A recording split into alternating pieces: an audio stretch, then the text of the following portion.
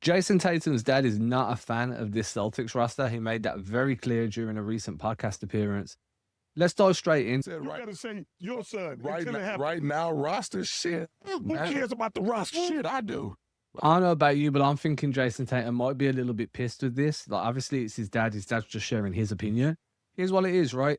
But Tatum's always been really cautious with the way he portrays himself, the way he kind of builds his brand. So, and then as the unequivocal leader of the team, just after the Celtics double down on you for the long term, your dad goes on a podcast and says the roster's shit. And to be fair, I actually think this roster has the potential to be very good, if not very, very good. So not only does it feel a little bit out of touch, but yeah, I could imagine he's not best pleased with that clip.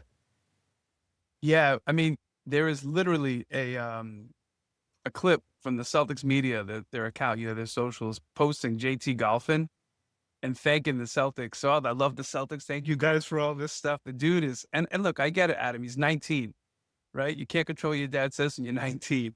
But kidding aside, but he's so, like, I don't want to call it PR heavy because I respect less is more and him being professional.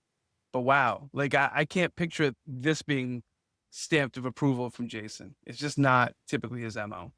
No, and look, man, what his dad has to say is not indicative of how Tatum's feeling. We can't just put 2 and 2 together and get 7. We don't have to assume that Tatum's pleased with it. We don't have to assume that Tatum knew that was what was going to get said. Tatum might feel this is a great roster, but the fact of the matter is, if I was him, I'd be a little bit like, oh, this is why you don't want family members talking on podcasts during the preseason or the off season. It is what it is, though. At the end of the day, his dad shared an opinion. We don't have to agree with that opinion, but I don't think there'll be any fallout. But I can't imagine that Tatum was too pleased. And look, I want to get into the fact that he said the roster's shit, because there's been some discussion about that since Jaylen Brown got traded. Now, some of that sour grapes, there was a lot of Jaylen Brown fans within the Celtics fan base. And the whole trade was divisive in the first place, right? Some people wanted him gone, some people didn't.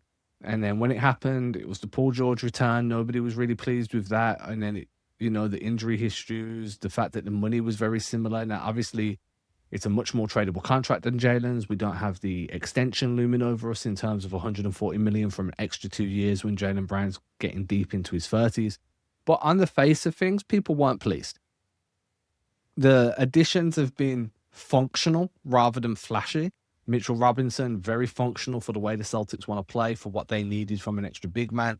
Mike Conley, very functional, replaces some of the leadership you lose in Jaylen Brown, can give you some ball handling. His per 100 possessions numbers were a lot better than what his box score numbers look like, so he still looks like he can be an impactful guy off the bench. But this is a young team now. This is a team with a few older leaders, Conley, Tatum, Derek White, Mitch Robinson to a lesser extent, just because he's got a ring. He's obviously, his voice will carry a little bit of weight. But for the most part, a lot of the bench dudes are young. And the last thing you want to hear is your star player's dad saying the roster that you guys kind of comprise the back end of is trash. Right. Nobody's been a bigger proponent of the stay ready crew. I mean, I think Jayson might have even coined that term, if I'm not mistaken, the whole mentality of, look, like, we have faith in our team and we've seen what happens. A lot of people want to do apples to apples. I get it. Just like the 2+2 thing, right? And you look at the roster year over year. If you look at it in honesty, taking out the emotional piece to Jaylen getting traded, we didn't have Mitchell Robinson last year. We didn't have Paul George last year. We didn't have a veteran point guard like Mike Conley to stabilize things. And more importantly, we spent most of the year without Jayson Tatum. So, I mean, it is what it is. Like, we don't have to be happy. Oh, yeah. Like, it's the fantasy mentality. We live in a world, I think, a lot of times where people are looking at the statistics on the surface. I prefer to give Brad Stevens, Joe Mazzulla, and the team the benefit of the doubt to see what they'll work with. But I agree. Like, if I'm one of these young wings, Hugo, Baylor, the crew, right? And you're coming on board and you're golfing with Jayson, or having conversations, training with him, and then hearing this. I mean, there might be some interesting text messages getting floated about, or like, yo, what's up, man? You saying I'm trash? I mean, who knows? We're not there. We can't see it. But I know that I personally would never have my dad speak for me either. He loves me. My dad loves me. But I wouldn't have him advertise my band, and I wouldn't have him do this podcast unless we had a father's edition, So I'm going to give him a benefit of the doubt, but I'd certainly love to be a fly on the wall after Jayson sees that. I've got it down as just one of them. Oh, don't listen to him, man. He said what you know. That's his opinion. Do you know what I mean? The fact of the matter is, though, this team is primarily the same team as last year, except you're swapping in Paul George for Jaylen Brown, and you're adding Mitch and you're adding Mike. You're losing Vooch. You obviously lost Anthony Simons. I'm probably missing somebody that also left. The point being is, it's a very similar team, and the only major difference is from Tatum's dad's perspective is your son's the one running the team now. But I do want to kind of preface this with, I don't know if you've ever listened to Tatum talk about his relationship with his dad growing up and how his dad kind of trained him and how competitive his dad was. It definitely could be a motivation thing where his dad's like, oh, you know, my son's leading this team. Let me tell my son this team shit. Let me say this roster sucks. Not because that's truly what I believe, but maybe that's just because that's his way of motivating Tatum into being like, is that what you think? All right, and now we're going to finish first. You know what I mean? Oh, you're picking the Knicks. Yeah. Oh man, that's a hard pill to swallow, bro. But that type of motivation works for some people. I know for me personally, I'm at my best when people tell me I can't achieve something. If you tell me I can't do that, that's when I rise to the occasion and I figure some shit out. So for everyone that's getting pissed right now, and you know, we started this whole episode on Jayson Tatum might be pissed. There's a world where this is just a motivation tactic, and I think it'd be very disingenuous for us to discuss this one small out of context clip from a bigger conversation without at least addressing the fact that, hey, if anybody knows how to get the best out of Tatum, it's his dad. If anybody knows what fires Tatum up the most, it's his dad. If anybody understands the inner workings of Tatum's kind of, you know, entourage around the Celtics, it's his dad. So yeah, none of us agree with this comment, and yeah, it's kind of going viral online a little bit. It's been picked up by a few big outlets, but on the flip side of that, his dad would have known what he was doing, and there's a world where this could be just one of those tools to get Tatum ready to be, I'm going to prove you wrong, you know, shut up, I'm not even going to tell you to be quiet, I'm going to make you be quiet. There is that kind of mentality to it, and maybe I'm reaching. Maybe I'm looking for a way to kind of look at the best case scenario from this, but also there's been points in Tatum's career where he spoke about the relationship with his dad and kind of leaned on things like this, where whenever Tatum achieves something, his dad just moved that goalpost a little bit. There's been multiple times there's been interviews with Tatum talking about his relationship with his dad along those lines, which then makes me think, oh, well, there's a chance that this is just the next iteration of that. Yeah. I mean, I don't want to do interpretive history, so you do a good job of correcting me when I'm wrong, but didn't Jayson play basketball against his dad? Didn't his dad coach against him when he was? Yeah, I think it was like one of his first varsity games or something. Yeah. So, you know, and you know, Jayson Tatum's famous for saying, what are they going to say now? What they going to say now? Well, I think his dad's saying that he thinks the Knicks are better than you. And I like to think it's a motivational thing, you know? I mean, I certainly think fathers probably know the mentality of their son, and his dad seems to be cut from that. And also, like, historically, all the best ones, Jordan, Kobe, all of them are known to make up things to fire them up, even though it could be the tiniest little clip in the paper or a quote from another player. I mean, you've heard about Kobe running through Pau Gasol in the Olympics. I mean, there's been so many things. And I love I love the KG one with Paul Pierce and Dirk. Have you heard that one? No. And KG. So I'm on the wing. I'm playing defense on the corner guy, and Dirk make a move, and KG fouls. And KG like, man, he called me a. I'm like, KG, he didn't. I was standing right there. Right. No, he didn't, KG. Don't say that. He said, yes, he did. He said it in German. Thank you for reminding me how crazy KG is. Respect. I love him. That's some crazy stuff. Though. Exactly. Yeah. But he's brought, like, you know, he put it in there, and it might not be true, but it got KG to a point where he could just cook fools for the rest of the game. The point being is, as you mentioned and alluded to, and I'm sorry I cut in, it was just that KG one came straight to my mind. These guys sometimes need the additional fuel. Now, if you think about it from Tatum's perspective, he's coming into this season under a shit ton of pressure. He's got to step up, and, you know, people will be looking at him to at least match what Jaylen Brown did last year, if not exceed it, which I think is disingenuous anyway, because the East is stronger. They're different types of players. It's a little bit of a different roster in terms of the way they're going to play. Obviously, we just said a lot of the guys are coming back. I'm not trying to contradict myself here, but in terms of the way they're going to play, they're going to move on a little bit.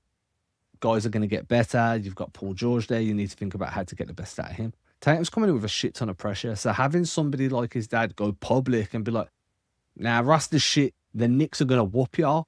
That I'm paraphrasing the last bit there. But that's a way of kind of easing that pressure on his son while lighting that fire. So again, I don't mean to be grasping at straws. I can definitely see a world where Tatum's just fucking pissed right now. But I also see a world where this was very much a, let me plant that seed and let me see what that does to him as we go through training camp. Because I damn well know that Joe Mazzulla will not let Tatum forget that his dad said that. That'll be getting played on opening night in the locker room. Yeah. And if it's not, I'll be surprised. And you know, the other thing is, Jalen finished 6th in MVP voting last year, right? And it was like Jayson wasn't there. So it's like loading up the opportunity to kind of sandbag expectations. So it's like, okay, so this roster's shit. So if Tatum balls out, which we all believe he's going to do. I mean, we know the player he is. We know he's the guy. And then exceeds expectations. Maybe he finally gets the credit. Because there have been times over the last 6 or 7 years, and more like the last 5 before he got hurt, where he didn't get enough credit, in my opinion, as being, first of all, the best American player probably in the NBA, but also like not getting the MVP votes. He was always, he got the all NBA votes for first team and stuff, but it never seemed like it was like, oh, it goes to Jokic and SGA, Giannis and SGA. And I think that at the very minimum, it sets him up. So if we lower expectations and he exceeds them, not for those of us who watch the team a lot, but for maybe the national media, maybe Justin's doing him a favor. Now, Brandy starts talking shit about the Celtics roster. His mom, we got bigger issues, man, because I know that, you know, she really runs the show behind the scenes. It seems like she's really a boss mom. So, but I mean, I don't know. I do think it's ironic because we were talking about how excited we were talking about the guys that we think eventually are going to break out and take that next step next year. Because I think we're excited about the roster.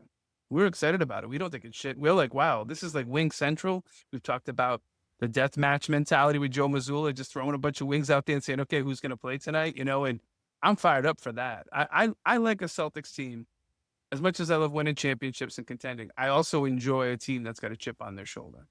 I think it's also easy to forget that, you know, we all fell in love with the way Tatum played and the way Brown played because they were big parts of those underdog Celtics teams that overachieved when Brad Stevens was in charge. Right. And this is the first time in a while that Tatum's coming into a season with a bit of an underdog tag hanging over the team.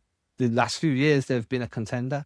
Now we're looking at them like, oh, well, you might be on the precipice, but you're not really there yet. You're right on the cusp.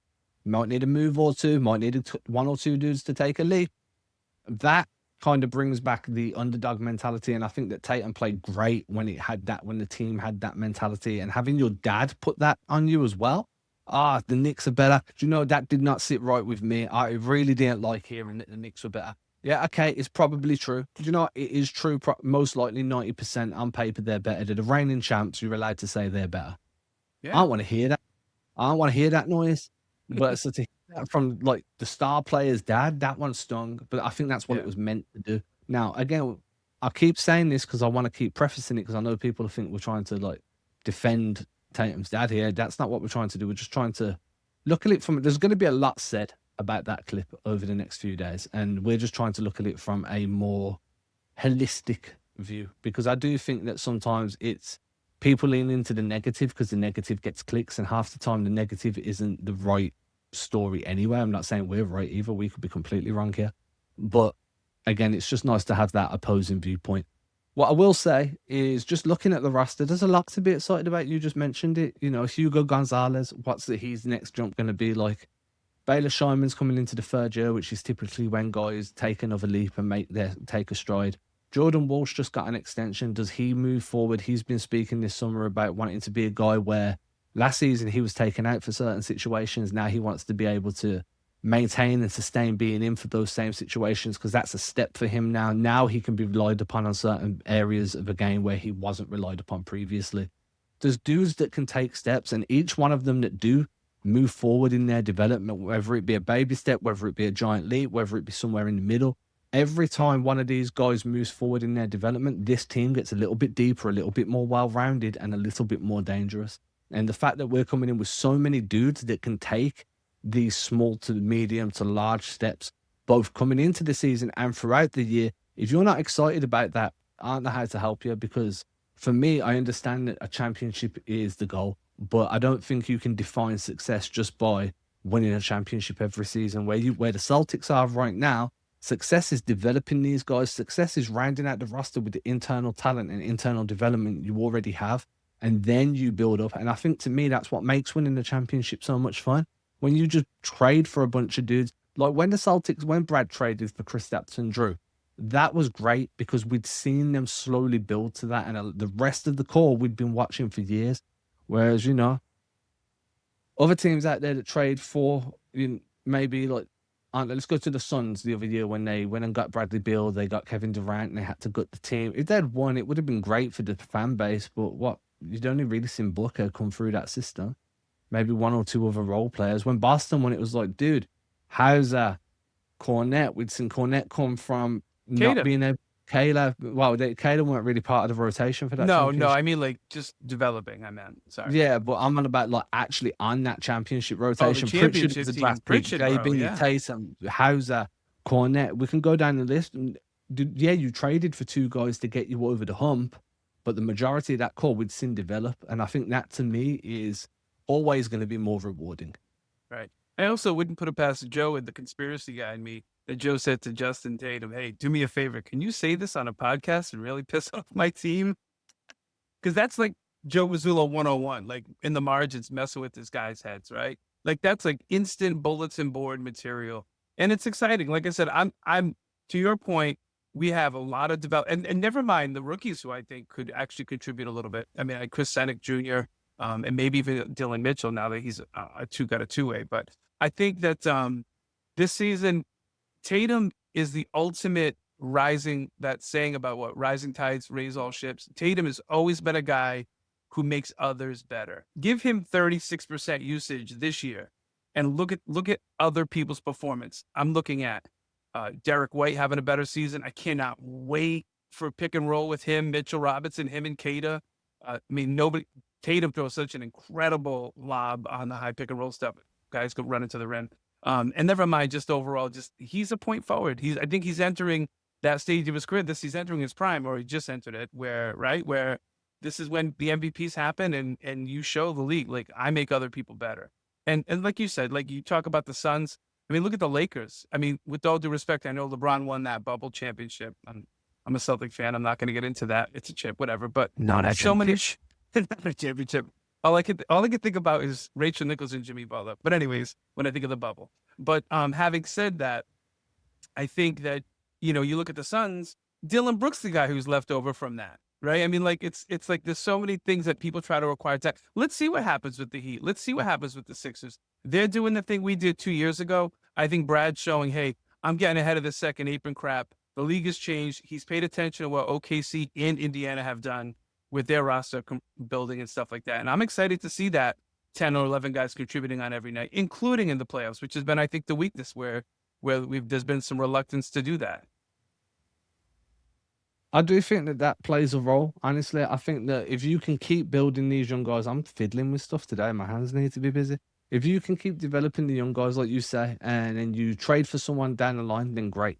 And one thing I do want to kind of point out, when you said it's bulletin board material for what Justin Tatum said, I can't help but picture Ted Lasso, but instead of believe above like the office door, it's just, this team is shit. It's just a poop emoji. And it's just above the door. So every time you're leaving the locker room, it's the last thing you see. That feels like a proper Joe Mazzulla move, just completely mess with guys' heads.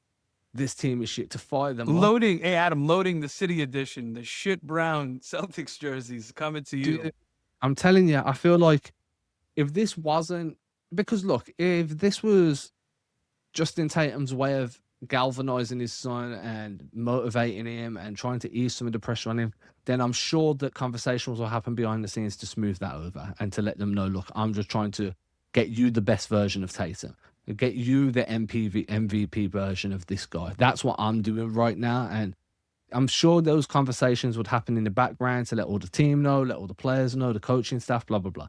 If that's not the case, and he just went off script and just, took wrestling terms, and that was a shoot, then yeah, that's bulletin board material, and I think it should be above the locker room as you walking out, and I think that would be hilarious. I'd love to see just a clip of that from somebody that was in there, just like, dude, it's actually up on there.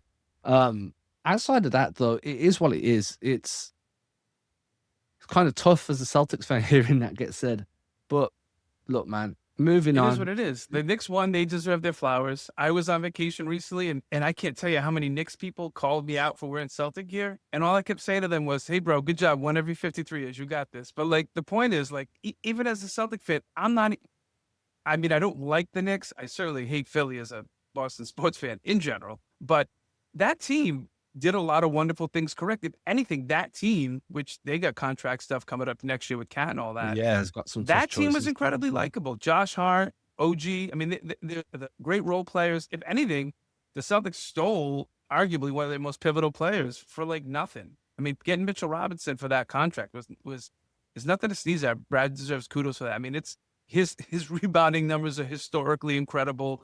His switchability as a defender is incredible, and he's been shooting threes. I've been seeing those Ben Simmons type videos where he's banging Mitch? threes.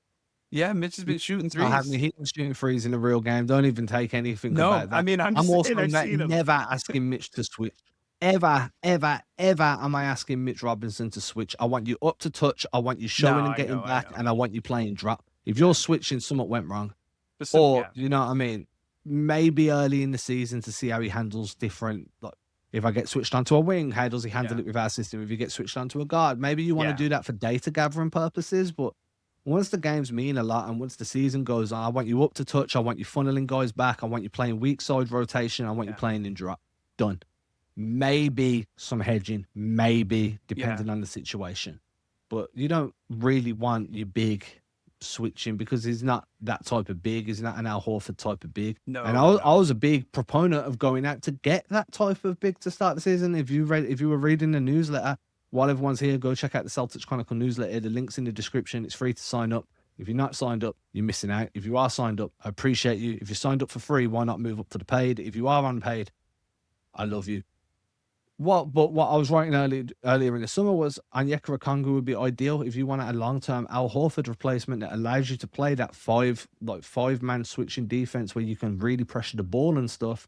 That's what you need. The Celtics went the other way. They've gone possession maxing to the max. 3 high-level offensive rebounders. I don't even know how we got onto this subject, but we can keep rolling with it. They went that way, which is completely fine. But kind of bringing it back to just the roster in general, Mitch was a great addition, and I think that he's going to be really impactful. I think that Conley is going to have a role to play, whether that's as a locker room leader that plays sparing minutes or as somebody that's part of the rotation. But one thing that's easy to forget, mainly because the Celtics are so close to the luxury tax and they're not going to go into it, there's still an open roster spot. There's still an open two-way spot.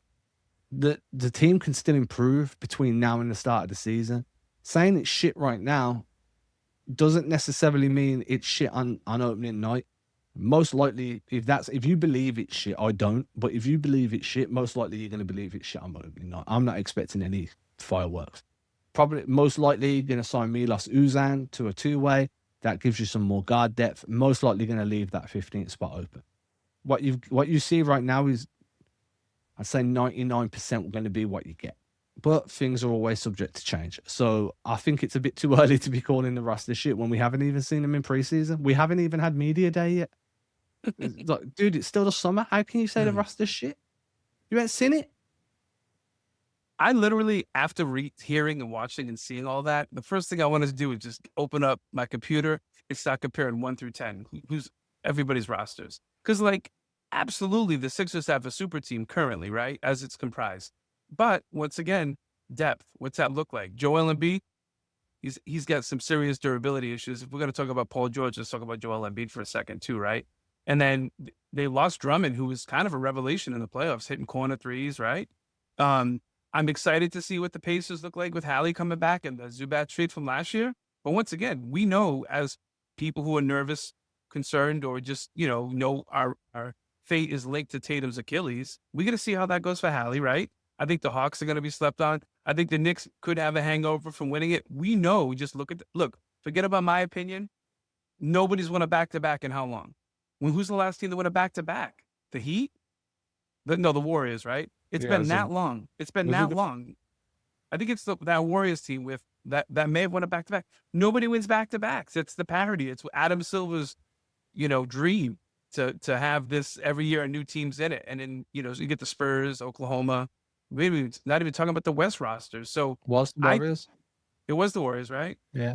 Yeah. So it's been that long. So, I mean, maybe the Knicks pull it off. But, I mean, look, the Knicks are now going to understand what it's like to have been the Celtics the last couple of years, being hunted every night, not being the plucky underdog, right? And they got to do it without Mitchell Robinson. So let's see how it goes. Let's see I how mean, well it goes. I will give the Knicks credit. There's a lot of continuity on that team, and they're going to Yeah. be very confident, and they're going to feel great. But like you say, the season's long, and just because it worked last year, as we know, it doesn't mean it's going to work the next year. Things can change. In-season trades can happen. If you're not keeping Cat, you might move Cat. You might flip Cat for somebody that becomes available that you feel gives you a different dimension. Now, I think without Towns, this team isn't nowhere near as good as what it is right now. I think he's a incredibly underrated part of that team, and I think he's already highly rated. That's how much I think of him. Right. He's rated high with that team. I think he's underrated compared to how important he is. Obviously, Knicks fans is different. I'm talking outside of that Knicks fan base.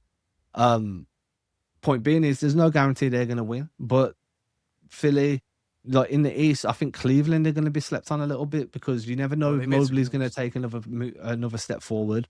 They've got Mitchell. Peyton Watson was an amazing addition. They re-signed Harden, which probably consigned them to never winning a championship. Who knows? There's a lot going on in the East right now. And I think that declaring a Celtics team that primarily was together last year and finished second in the East and declaring them shit when you've basically swapped Brown out for Tatum, and Tatum's just the clear better player as far as I'm concerned. You can debate a wall on that one. And add in Paul George, who, when he plays, is going to be decent. If he plays, how many games he plays. Sometimes. Here for a good Look, if- time, not a long time. Justin, we hear you. If they're shit, that's your opinion. But I'm interested in seeing in the comments what people have to say, if they agree, disagree, or where they see this team going, right? Because I think this is going to be a real fun season. I'm pumped for it. I can't wait. Media Day can't come soon enough, man. Yeah, I mean, I'm all in on this team, and I'll be all in on it all the way through the season. Other guys that I think probably could do with being upgraded from, yeah, and I'll save those names for once the season comes and I need some content to talk about. There's a few dudes I'm lower on than most, but that's normal. There'll be guys that I'm low on that play great. I was super low on Keita last year. I was wrong. Can't bat 1,000. It is what it is. I'll be low on guys this year, and then I'll be high on guys. So there's always a reason to be excited. There's always a reason to have one eye on the trade market or free agency market or potential buyouts, right? There's always a reason for that. But for the most part, I think this team's solid. Absolutely solid. The depth is great. And we spoke about this before. I think I spoke about it with Tim on the last episode, where the league is trending towards one star and then a secondary level star that's earning a bit less money, and then just great depth up to like the 12th or 13th roster spot, multiple interchangeable pieces. You want as much versatility and size as you can. And if you look at that blueprint, the Celtics are in a really strong position right now. They got multiple wings that can play up or down, can handle the rock, can create for themselves, create for others, score from deep, pressure the rim. They got more athletic this year. And we haven't even spoke about Chris Senak. Not once in this entire 30 minutes have we even mentioned Chris Senak. Then you've got Dylan Mitchell on a two-way. He's going to get some burn at some point in the season. They got younger, more athletic, more versatile, and more robust this summer. The only downside is two of their big additions are both injury concerns. And that's a genuine downside in Mitch and That's fair. PG. That's fair. And I just think, like I said, this is going to be fun. I can't wait to see what happens. Thank you, Justin Tatum, for giving us something kind of fun and exciting Yeah, to we had a talk about. podcast to talk about. Yeah. Yeah, Man, man. Thank you for that, bro. Appreciate you. You're the man. You're a good coach and a good motivator for sure. If not for just Celtic Nation, definitely for Tatum for sure. Yeah, enjoy all the hate comments because they're not nice when they come. Luckily, I don't think it's being aimed at him right now, like directly. But Yeah. Celtics Twitter's not going to forget this for a minute. But again, it took us away from talking about Jaylen Brown. So look, it's a win, win, win, And if they're shit, he doesn't lose anything. But if they're great, then he'll just be like, well, I knew what I was doing. So, he's kind of put himself in one of those solid Win-win, positions. Yeah. With that, everybody, if you're new here, make sure you subscribe to the channel, show some love. If you're listening on audio, then make sure you subscribe if you just found us there. Again, link to the newsletters in the description. It's in the pinned comment. Leave some comments. We'll get back to you. I'm your boy, Adam Taylor. This is my homeboy, Mike Weber, and we'll be back again soon. Deuces.